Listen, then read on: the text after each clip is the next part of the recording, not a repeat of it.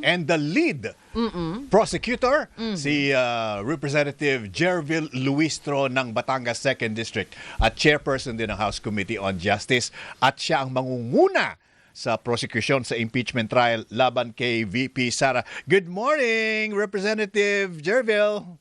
Good morning, and thank you for having me here again. Good Our morning po sa lahat ng pleasure. viewers. Hi, Kong Oo. Jinky. Aba, nasa opisina na agad si Kong Jinky. Last time around. Wala po ako sa office. Ay, wala sa office. Ay, wala. Nasaan ba kayo? Siyempre, ang sasagot Hindi naman nyo. nagtatago si Kong Jinky. Oo, ang sasagot niya, dito. Oo, dito. Kung nasaan ako, dito. Dito lang ako, nag-aaral ako para sa impeachment trial. Yan. Uy, may mga dry run pa daw po kayo, Kong. Tama ba? That's correct. Oo. We call that mock trial, no? Yes. It's because it's been a long time na nawala na kami sa litigation. Aha. All of us are lawyers. The 11 prosecutors are lawyers. Kahit pa paano, nakapag-practice, nakapag-litigate, but it's been a while na nasa public service na kami. So, kailangan naming ibalik yon yung aming competence in trial. That's Madali why we're lang doing the yun. mock trial. And Sayang. Yes. we're grateful. Nakasama namin si Kong Chel, Oo. who has been a very good practitioner for a long time, no? Eh, hindi pala siya makapractice Aha, ngayon aha. kasi bawal.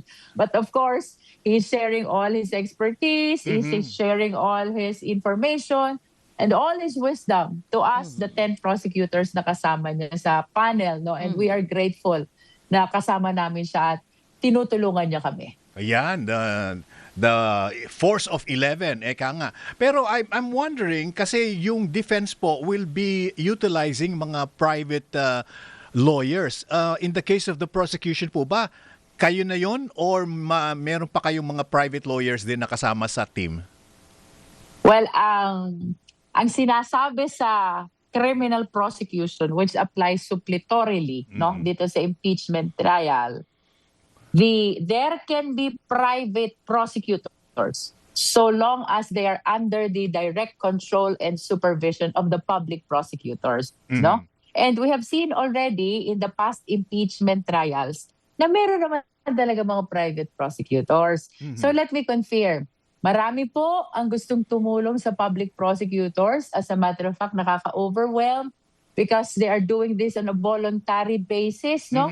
Magagaling na abogado, ika nga abogado de Campanilla. Napakarami, kaya nahihirapan po kaming i-finalize, no? But certainly by next week, we should be able to publicize already our panel of private prosecutors who are competent lawyers at malaking tulong po para sa aming mga public prosecutors. So yes, Peter, we will be joined by private prosecutors. All right. May cap po ba tayo kung ilan ng mga private prosecutors who may be able to join us?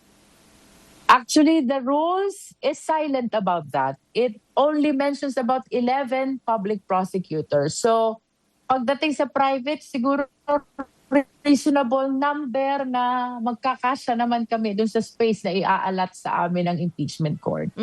Until saan po ang capacity ng private prosecutors? Because ma'am, as we've spoken before, ang sabi niyo po, they can also cross-examine. Yes, what we arrange is, because we are using as reference yung mga nangyari in the past, no? Nung time ni CJ Corona, ang sabi ni JPE, yung parliamentary discussions, oral arguments, it should be done by public prosecutors. Sa kami yun. Wow. But for direct examination and cross-examination, they can be done either by the public or the private prosecutor. But as lead prosecutor, I am insisting na itong direct examination ay gawin ng mga public prosecutors. And that is why we gave assignment to each and every public prosecutor kung sinong witness ang isasalang nila so that they can focus to this witness. So that's what we do. I really want to see all the 11 prosecutors actively participate in the prosecution of this impeachment case. Ayan, yung mga, I object! Diba yung mga gaganyan? Yun lang yung alam ko kasi dyan eh. Kong Jinky, bilang lead prosecutor, parang kayo yung conductor ng orchestra.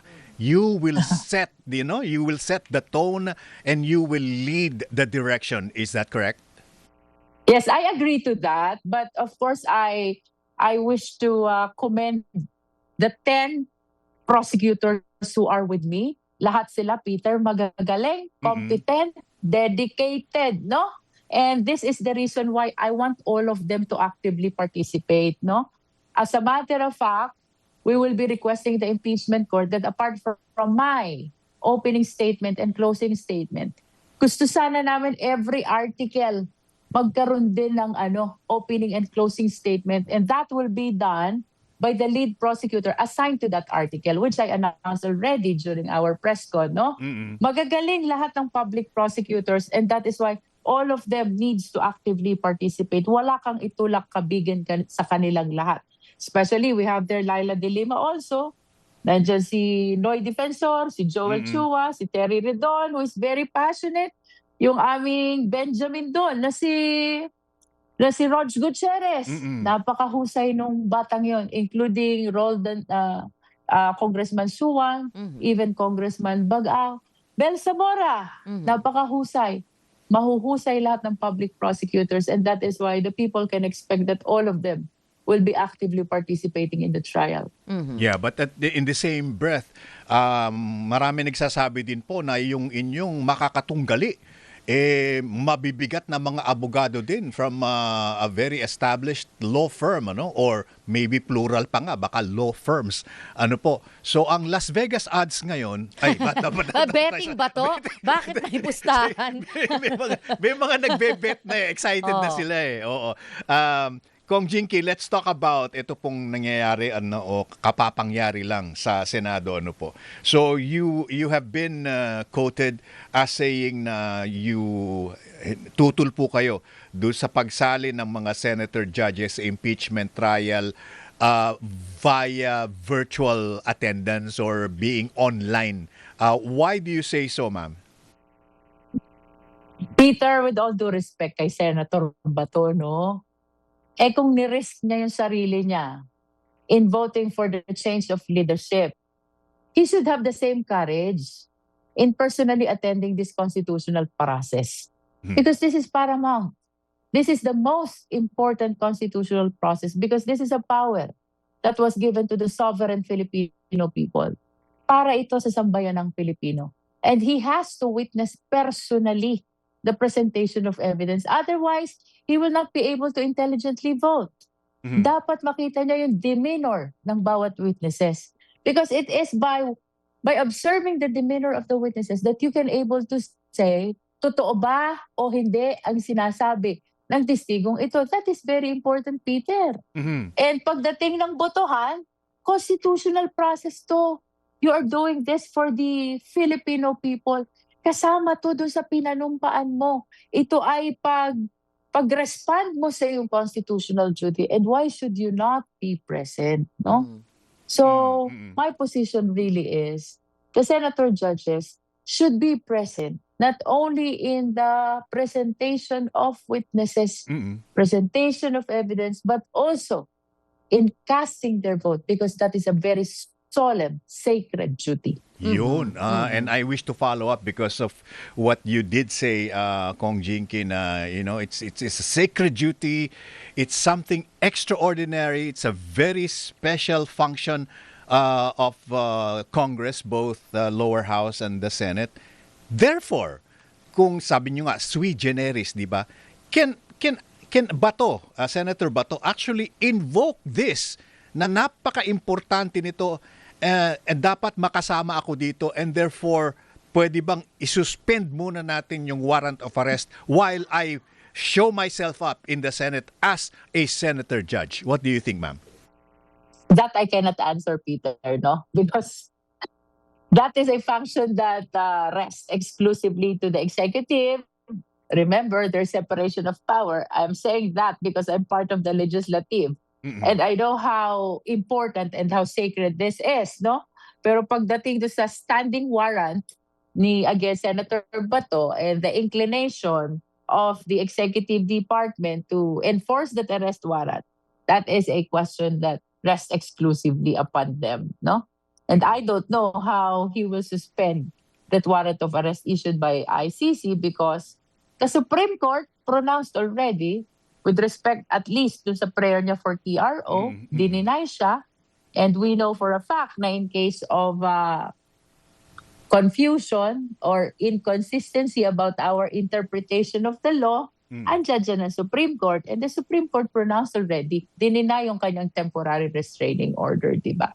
So, ang tanong siguro dyan, Peter, is kung alin yung priority niya. Is it his duty to the Filipino people, or is it his personal interest not to be arrested by virtue of that ICC warrant? But of course, we express our highest respect to Senator Bato, no? I don't know really kung ano ang magiging sagot to ng executive in case it will be invoked by Senator Bato. Meron pa ring highest respect si Kong Jinky talaga, no. Pero yun lang din po, ma'am, Kong Jinky, no. If this game of cat and mouse still hasn't ended by July 6, kung kailan po target ng Senate yan, at hindi po pumasok, sabihin natin, si Senator Bato as Senator Judge, what's gonna happen to his vote? Mabibilang po ba siya, o siya po ba ay abstain or not counted at all?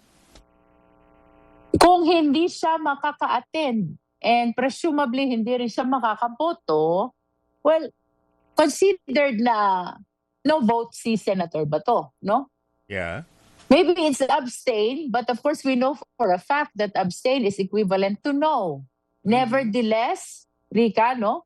Kahit abstain si Senator Bato, it doesn't change the required number of votes, which is 2/3 of the 24 senators. Regardless kasi of the fact that Senator Bato is not present, regardless of the fact that there's a standing warrant against him, we still have 24 senators, no? So if the requirement of the Constitution is 2/3 of the senators, then yung 16 na required vote for conviction remains, no? So regardless of hindi siya maka-attend, 16 pa rin yung required number of vote for the public prosecutor to be able to convict respondent Vice President. Sa ngayon po, hindi pa naman po nagdedesisyon ang Committee of Rules dun sa hinihiling ni Senator Marcoleta, mo yun pong online presence and online voting. May apila po ba ang public prosecutors dito? Did you release po a statement about this, ma'am? Actually, dapat pagdebatehan muna nila yan sa floor, no? The Rules Committee should refer it to the floor kung saan dun sila magdedebate. I'm not certain if the resolution pertains as well to the impeachment process, no? Kasi dalawa yan pwedeng legislative process, gusto nila i-allow yung electronic voting. Pwede ring impeachment process, gusto nila i-allow yung electronic voting. But they need to understand that magkaiba ang rules dyan. Merong Senate rules for legislative process at merong Senate rules for impeachment process. So, if their intention really is to change the manner of voting in the impeachment, dapat naka-express yun doon sa resolution ni Senator Marcoleta. Otherwise, if it is intended for the legislative process only, it should not be applicable to the impeachment process, no? But of course, we have said our position on that. Sana naman, wag nila i-consider iyon because again, this is a very sacred and solemn duty. The senator judges need to be present. Sabi ko nga kanina, kung ni-risk ni Senator Bato yung sarili niya just to be able to vote for the change of leadership, he has more reasons now to have utmost courage to be able to do this constitutional duty for the sovereign Filipino people whom we serve. Yeah, courage is good, but I need to be free. Kaya lang, Kong Jinky, so you did say na botohan o via online lang yung pinag-uusapan natin, and you definitely have a lot of objections as far as that's concerned. Here's Yes. Here's a scenario po na pag-usapan po natin. The worst case scenario could be that there are several senators na hindi makakadalo sa trial at sa botohan sa impeachment na parating. Kung tama po yung mga hinuha o hinahinala ng mga iba baka magsampa na ng mga kaso, and maybe I underline that, maybe some of them might have their own warrants of arrest. And therefore, hindi makakadalo ang, sabihin natin, 2, 3, maybe even 4 na senador. Tanong, ganun pa din po ba ang bilangan ng 2/3? Meaning, is it 2/3 of 24 or 2/3 of whoever attended religiously yung trial na yon? Peter, since sila ay hindi convicted, no? And considered as detention prisoners only, dahil may kaso sila, which is no bail, no? That's the context of your question. Opo. They still, hindi pa suspended yung kanilang political right. Hindi pa suspended yung kanilang right to vote. So yung absence nila, because of their detention, will be considered as abstention. And to answer your question, yung 2/3, it remains 2/3 of the 24 senators, which is 60, no? Regardless of your assumption na baka may makulong in addition to the situation of Senator Bato, 16 pa rin ang requirement sa public prosecutor for us to be able to convict the respondent. So, was that implemented during the time na nakapiit po si Senator De Lima? I am not so certain, but maliwanag kasi, Peter, it's only conviction which will suspend their right to vote Okay. kapag na-convict. So kung hindi pa convicted, it means they have the right to vote pa rin. However, they cannot cast the same because they are detained, no? Oo. So considered na abstention lang yun. And so, when you say abstention and hypothetically nagbotohan sila, kailangan 16 pa rin, nabawasan na yung 16 na yon. I mean, if we are to forecast, hindi maaabot yung 16 na yon to convict or to acquit. Well, we will see. Parang ang binanggit mo naman kanina, 3 .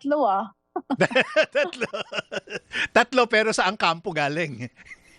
3, sabi mo. Tapos si Bato, si Senator Bato. So it means may 220 pa na natitirang senators, di ba? No? Yeah, tama. So depende kung minority o majority. Pero ako my inclination really is sana naman maka-attend lahat ng 24 senators because sabi ko nga kanina, this is an important constitutional process na sana isa-isang tabi muna natin lahat ng political issues, lahat ng political noise, most especially our political affiliation. Let's just concentrate on the best interest of the Filipino people because I think that's the best parameter, no? And how they are going to decide on this impeachment trial. One more from me, Kong Jinky, no?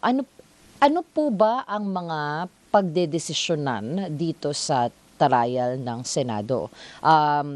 Kasama na rin po ba dito yung perpetual disqualification? And will there be, what of the articles of impeachment? Ilan po bale yung pagdedesisyon na natin dito?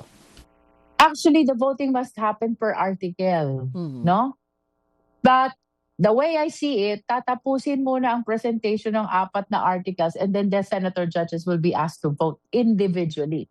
For example, the first article is confidential fund. On the first article, tatawagin sila isa-isa to vote. On the second article, tapos conviction, just one article, ma-convict lang, that should be enough. No? Kapag naka 16 votes in one article, that should be enough to convict the impeachable official and to impose upon her the penalty of perpetual disqualification. Although I understand, during the time of SP Tito Sen, no, naririnig ko siya during interviews, ang sinasabi niya, parang divided yung school of thought about the perpetual disqualification, that there should be a separate voting for perpetual disqualification. But for me, there should be one voting only. Yeah. Kasi kaya ka magpe-perpetual disqualification kasi kinonvict mo na . And that is why, that explains the use of the word end.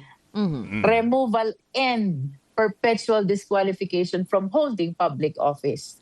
So for me, it's one voting only. Opo. And it carries already the removal as well as perpetual disqualification. Siyempre, ibang senaryo naman yon kasi tinatanong tayo minsan, Kung paano pag nag-resign, ibang senaryo yon.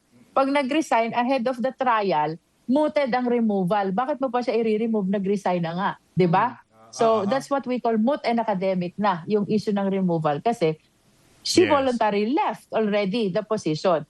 And that is why I said, even in spite of resignation, the trial should continue because there's another penalty Which which is? must be imposed, which is perpetual disqualification. And that is why Yeah. the senators need to see the evidence for them to be able to determine if they will be imposing the penalty of perpetual disqualification. Opo. Para lang po malinaw sa mga medyo nalilito kasi ang mga taong bayan po, kala ko ba na-impeach na doon sa lower house, ano pa ang trial sa Senado? When you say convicted, Kong Jinky, what does convicted mean?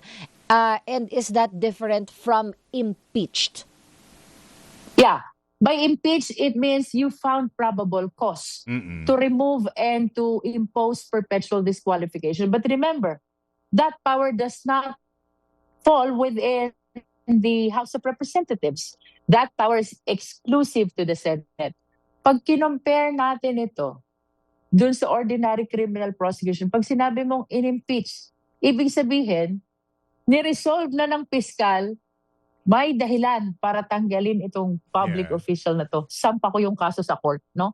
In our Yeah. case, we filed it with the Senate, the impeachment court. Now it is the impeachment court to decide whether they will convict or they will acquit, no? Pag kinonvict sila, ang impeachable official, it means that she will be meted the penalty of removal and perpetual disqualification, no? So, ito talaga for me it's akin to an ordinary criminal prosecution. Although this is sui generis, I understand that. We cannot classify it as simply civil, as simply criminal, as simply administrative or constitutional. No, this is sui generis, a class of its own.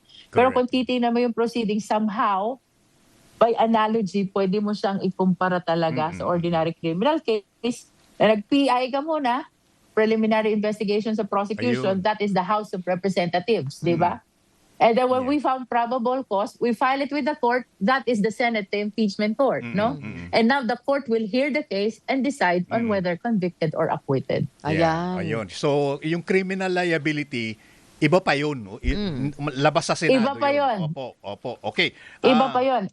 As yeah. a matter of fact, after the impeachment, the complainants or whoever is interested can pursue criminal action and even civil action Opo. with the regular courts for civil and the criminal action with the ombudsman as prosecutor, and then they will be filing it with the Sandigan. All right. One final thought, Kong Jinky. So, nangyari na nga yung pinangako ni Senate President, the new Senate President, no, Cayetano, na they will forthwith constitute the Senate as an impeachment court. Nangyari na yon. Palagay ba ninyo that is very symbolic at wala nang drama-rama na maaaring mangyari na mapopostpone pa itong trial sa Senado, Kong Jinky? Ako talaga, I'm giving my full faith to Senate President Alan Cayetano, no? Nakita naman natin, nag-convene naman sila.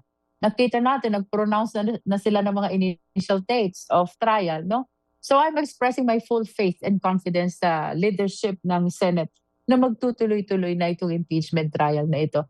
Let us remember, 2024 pa ito, di ba? 2025, 19 Congress pa. Opo. Tapos similar yung grounds, confidential fund, bribery, unexplained wealth, and threat, no? Ang tagal na po na naghihintay ng taong bayan. Let us just do our constitutional duty. And that is why, during our press con, sabi ko, Peter, no? Opo. Let us remember that what is mandated to be forthwith is not just the convening of the court. What is mandated to be forthwith is the trial. No? Yeah. Trial forthwith. Hindi naman sinabing convening the court forthwith. Ang sabi, trial forthwith. Yun. At pag sinabing trial, Peter, presentation of evidence yan. Correct. That Opo. will lead to the decision of the impeachment court, which either conviction or acquittal only. There should be no motion to dismiss. There should be no remand. There should be no archive. because the rules does not provide for those. Yeah. Ang sinasabi lang ng rules, trial forthwith, which will lead to the decision of either two, conviction or acquittal. Yun. Maliwanag yun. Yun, napakaliwanag naman talaga. Gumaling ako eh. Akala Oo. ko magiging law student ako agad ngayon. Naintindihan ko eh. Kong Jinky, thank you po ah. Maraming salamat, Kong Jinky. And, it might be an exaggeration, but this is the trial of the century. Twice na eh. Dapat yun talaga mangyari. For us, Peter and Rica, no? I understand may sariling preparation ang defense team. I understand nag-prepare din ang senator judges. But for us public prosecutors, our concern really is mailatag namin ng maayos yung ebidensya for the best interest of the Filipino people whom we represent. Yan, okay. Maraming salamat, Kong Jinky, ha. Nasaan man kayo, kinukumusta namin kayo lagi. Dito ako, dito. Maraming salamat. Ingat, Kong Jinky. Good morning. Thank you, Thank you very Peter much. and Rica. Oo. At magandang umaga po sa lahat ng mga nanonood at sumusubaybay. Thank you so much. And our pleasure always. Representative Jervil Luistro, Batangas 2nd District, Chairperson ng House Committee on Justice and lead prosecutor sa impeachment trial. Susunod na! July pa daw. Ang oras